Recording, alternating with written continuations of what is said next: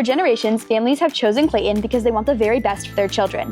While much has changed since the district opened its first school in 1880, one thing hasn't. Clayton continues to prioritize excellence. I grew up in Clayton and I chose to raise my family here because I've seen firsthand the positive impact the district has on its students. Clayton consistently ranks among the best, not by chance, but because of the strong partnership between students, teachers, families, and the community. Everyone's working together to ensure that every student has what they need to succeed, and that makes a difference. As a proud alum, I know how Clayton shapes lives, it shaped mine, and continues to do the same for students today and tomorrow.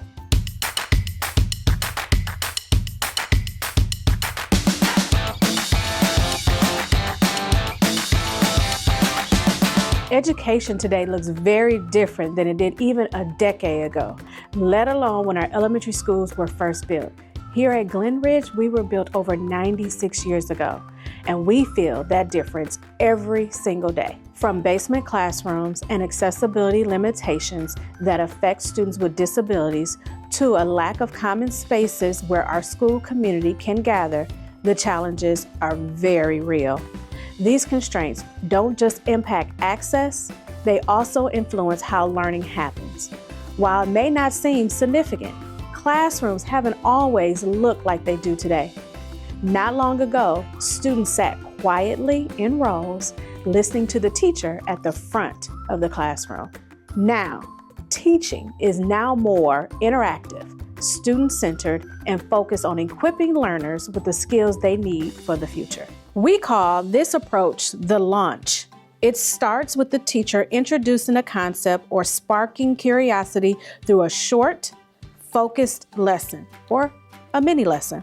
From there, students break into small groups to explore more deeply, engaging in hands-on activities and solving real-world problems alongside their peers. The process is active, collaborative, and intentionally designed to keep students engaged, inspired, and ready for what's next. While teaching methods have evolved, many of our school facilities haven't kept up.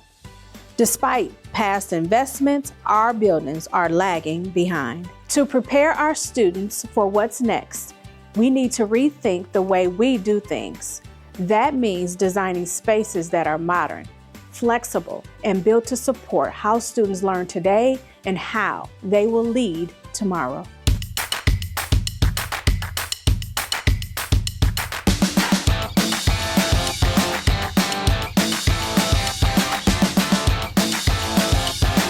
I love Clayton. I've been a student here since kindergarten when I attended Glen Ridge. Over the years, I've had numerous opportunities to explore my interests and grow. And through it all, I felt supported every step of the way. But I also see where Clayton could improve. Our elementary schools are outdated, especially when we compare them to neighboring districts. And at CHS, one of our biggest challenges right now is space.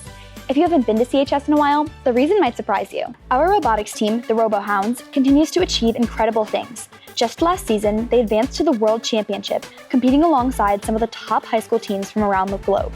And they've done it all without the kind of resources many of those teams take for granted.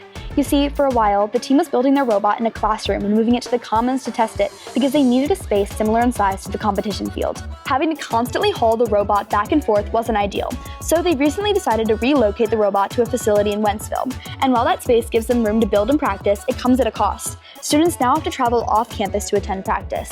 If CHS had a dedicated CTE wing, it would eliminate barriers and expand hands-on learning beyond robotics to programs like AMPed, where students apply math through real business project, and geometry and construction, where they build a tiny house. If we had dedicated CTE space at CHS, students would have the chance to fully engage in future-focused learning.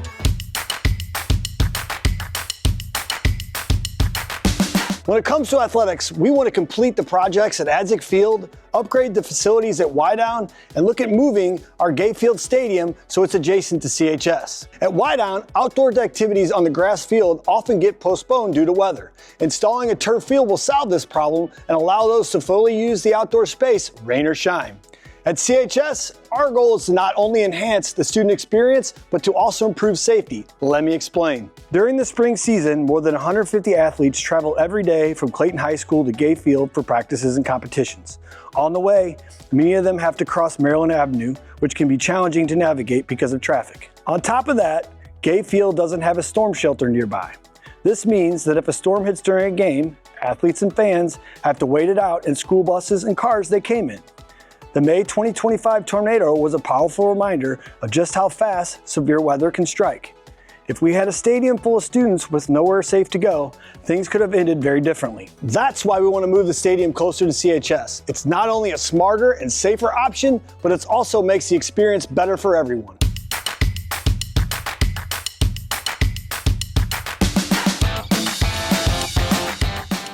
Clayton's tradition of excellence is built on strong community support and a shared commitment to education.